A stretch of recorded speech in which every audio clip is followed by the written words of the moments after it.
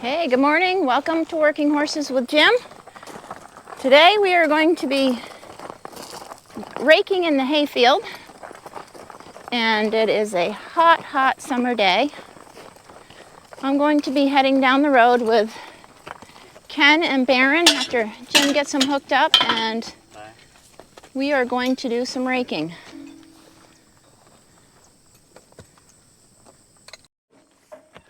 Oh, Barry.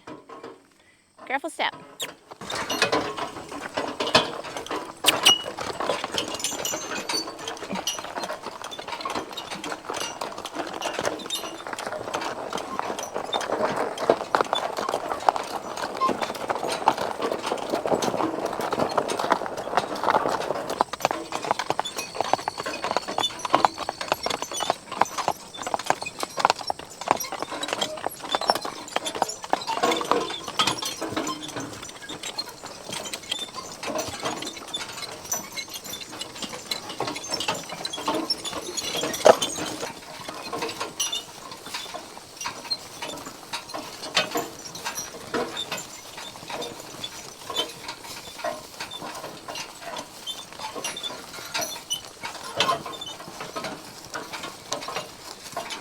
So Jim got me started on this field, and there's tight corners in the middle, and it's a little confusing, but I think I got it now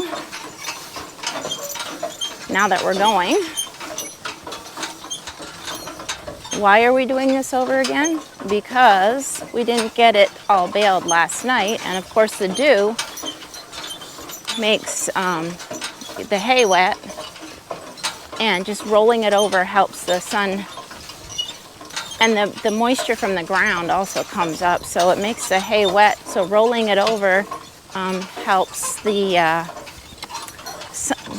moist sides to be on top. The sun can dry them out, and then we can get baling. So we did bale a couple loads last night of hay, and it was really quite lovely hay, even though it's so late cut.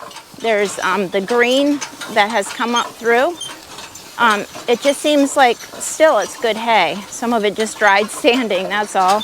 Yesterday I was down here with Lady and Bill, and it was a little bit later in the day, and it was really hot.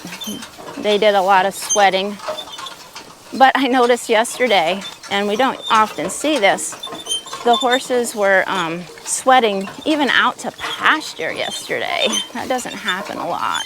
So when they got home yesterday, after I brushed them, I kind of just patted them down with cold water, and they seemed to like that. So, you know, in a way, it's like so much extra work to have to do this. It's great if you rake it and then bale it the same day, but it doesn't always work that way. Jim has told me that I got to keep after Ken, because Ken likes to go slow, which I don't mind, but you know, he's kind of got to keep up with Baron.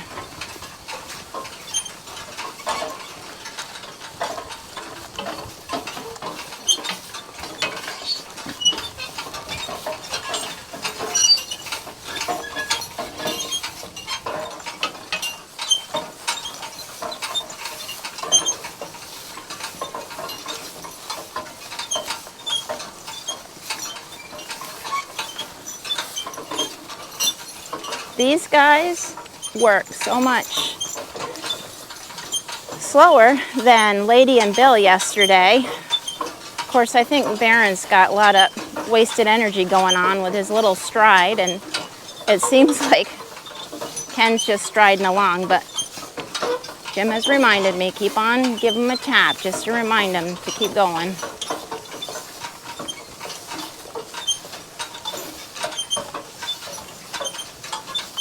I hope you guys can hear the rustle of the hay a little bit, because it does sound nice. The hay, when it's almost dry, the swish of it, the sound of it is just something like music to a farmer's ears. So a few things that I noticed yesterday when I was raking that popped up were frogs jumping across the pathway because it is still really moist underground, and this is over there, it's kind of a swampy area anyways, but I told Jim last night the ground still smelled kind of swampy. And then had a couple mice scurrying from windrow to windrow, and I saw a little aerial of hay just rising up. There must have been like this little air current, and it was really cool, like a little teeny tornado, even though it wasn't very windy yesterday. So life in the slow lane, you get to notice things a little bit more. One thing I enjoy about working with horses.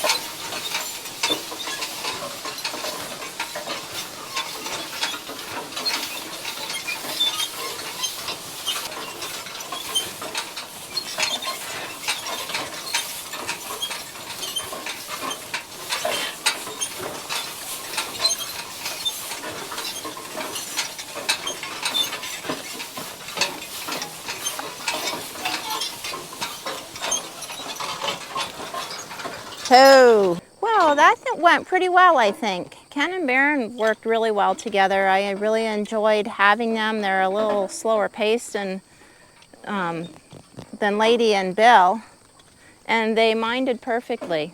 My only problem was Ken a couple times. He puts his tail over the lines, and then I just stopped him and got the tail out because otherwise they're weaving and stuff. Anyways, it was fun.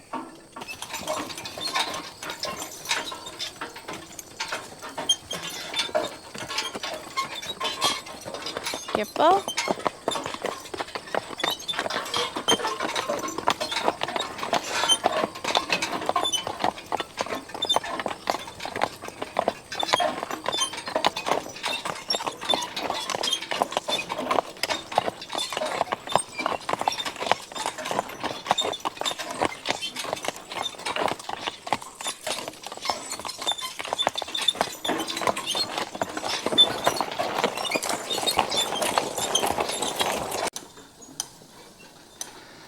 So I got just back down here and show you William is just finishing up raking on the other piece. Brenda raked everything out here this morning.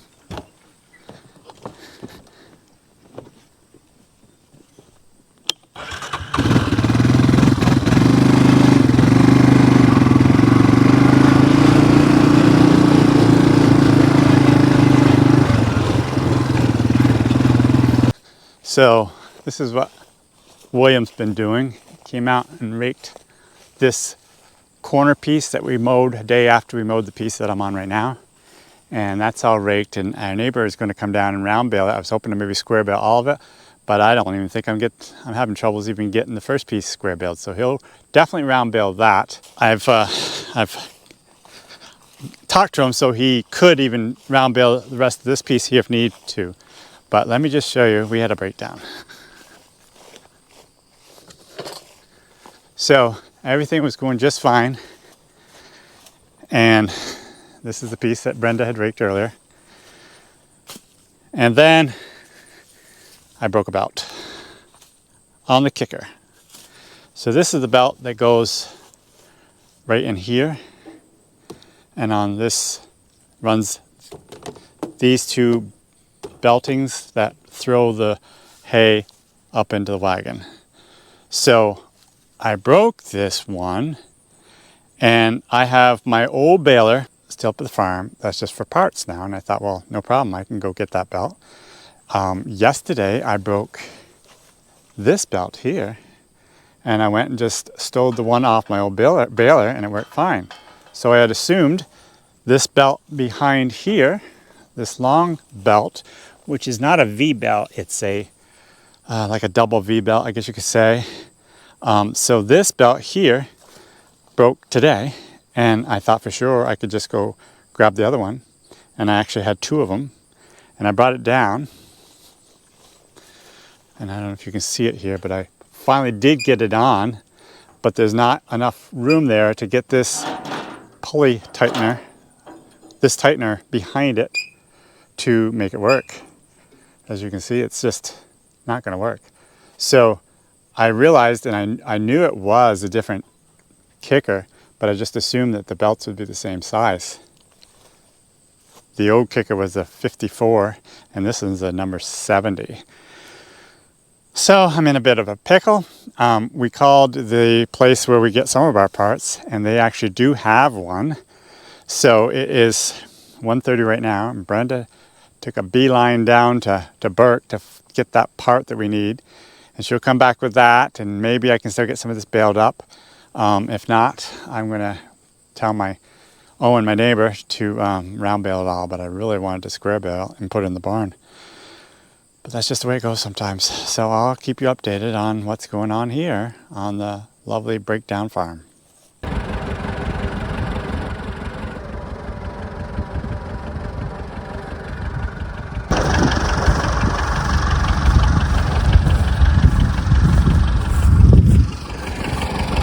Okay, we got the baler fixed finally, and we made 2 nice big loads of square bales. And since it's getting later in the afternoon, I decided to hire Owen, my neighbor, to round bale the rest. And up in that triangle piece is kind of miserable baling with the kicker and all, so he can do a better job. And along the outside edge to our right, the trees shade it so much that I'm sure those couple bales that he bales up over there will actually be almost too wet. And so I'll probably just take them out to the cows and feed them. So anyways, we got it done, so thankful of that. Hi everybody. So yesterday we got the hay all in. Square bales all up in the barn, and the round bales are still down the field. We'll have to go pick them up at some point. But we had just got home from delivering some stuff to a customer, and I had William got a load of firewood to take to my woodshed, and he's over there right now with Ken on the single horse cart. And this happened the other day, and we should have known better to start with. So anyways, it must be balanced in such a way that when he was coming along here, the pin popped right out. So the pin, well, it's as long as the one I was going to put in, but I didn't have any clip in the bottom. And so now we're going to have to jack this up, and we're going to have to start using a clip so that this doesn't happen quite so much.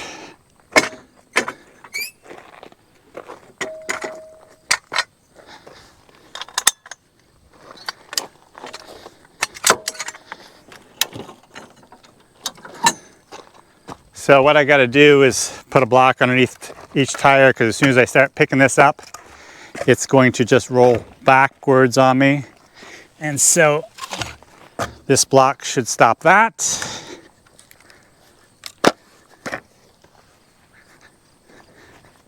That tire doesn't look too good there. Yeah, it's a little soft. There's quite a bit of weight on here. Okay, William, bring him right around. This jack is a really nice jack. I can go really low with it to lift something like this up. And William will just pull in and we can get it hitched up.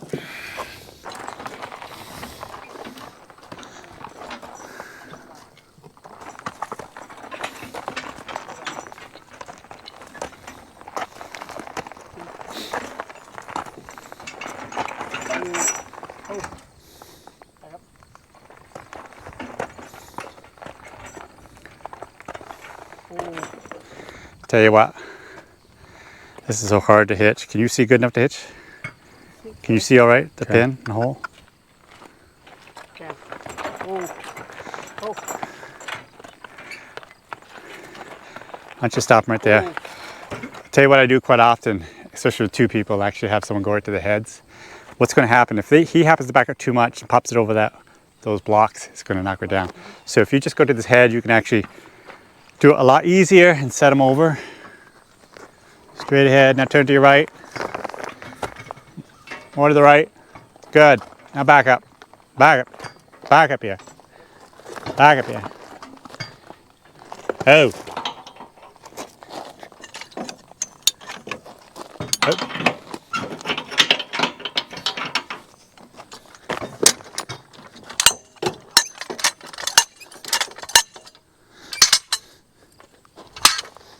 Let me just, okay. Oh.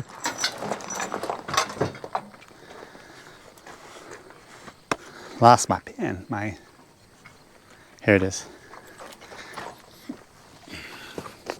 This is so short coupled, it's very difficult to do things, and if we turn too sharp, it jackknives really easy.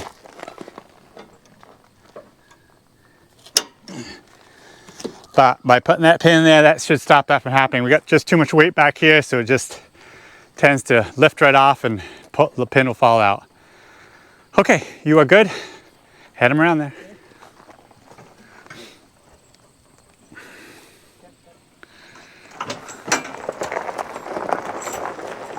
This little setup with one horse works really good.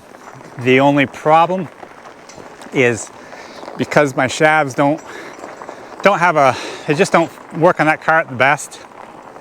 So when he stops, the shafts go right up in the air. If you try to back it up, it's a little bit hard to back up because the shafts go right up in the air just because of the way it's set up. But he will take it out back. We can go over there. When we use the team, we can actually back the cart right into there and it gets it really nice and close. But with a single horse, we just pull it beside and then we unload that way. So now William just sets the lines down and he's able to stack right here and it works really good. Did it rain here, William? Yeah. Yeah, it rained where we were too, but right down the bottom of the hill, didn't rain at all. You can tell from the blacktop. Yeah. It didn't rain at all, and then up here it rained again. So, It rained. yeah. Okay, so go ahead and unload this, stack that right there, and that's really all you're going to get through here. We're going to have to take everything out through this other side. That side, Okay, perfect. Okay.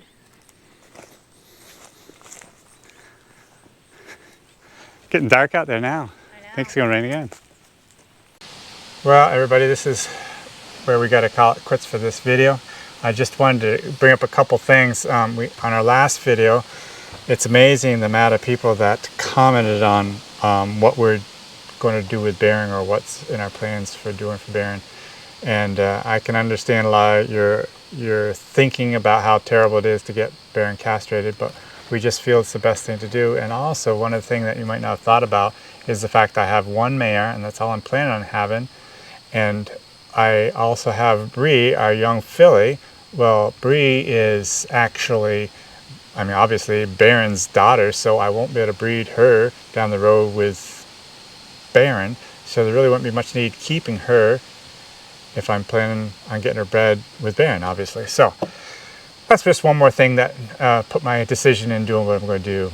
So anyways, I really appreciate our loyal subscribers, and also on the comments, I really appreciate how should I say this, how good you guys are doing in replying to some of the, I guess, bad comments that we do get. You're not doing it replying in a bad way. There's most definitely times I'd like to come right back in a bad way and tell them what I'm thinking, but I just generally keep my mouth shut and just let it be. But most of you guys that do reply are doing such a super job of just being nice and replying in such a loving way, and we appreciate that. So that's it for today. Got any more thoughts you wanted to talk about? Not really. Just I was thinking about Baron and the fact that he just he's a very good stud. Like he's very calm and everything, but he has changed the whole dynamic of the place, and that is, it's not just when we take him away anywhere, which we won't do very often, but the day-to-day just makes it one more thing we have to worry about, and like how you can put the horses out together and all that. Especially when and if we want to ever get away from the farm, how do we get somebody to take care of a stallion? It's just much more difficult. So And like a lot of people have already commented on or replied on some of the comments, the fact that we can actually get more mares bred artificially than we'd ever be able to get done live here on the farm. From all different places, and we have had some interest already. Yes, I don't we know have. if you So shared that, but that was exciting. we will keep you informed and hopefully even do a video on how the process of collecting the semen, I mean, to a degree, we'll show as much of that as we can when we take him down. So I think that's it. There was one more thing on that table up on the porch. We wanted to show you, somebody mentioned, Jim was sitting here last time and somebody had mentioned about this table. And this is from wood that Jim sawed out, and somebody that we know made this. We did do a video on it, so we'll try to link that below in the description of this video, so if you want to check that out, you can. So until next time, you guys have a great day, and we shall see you soon. Take care.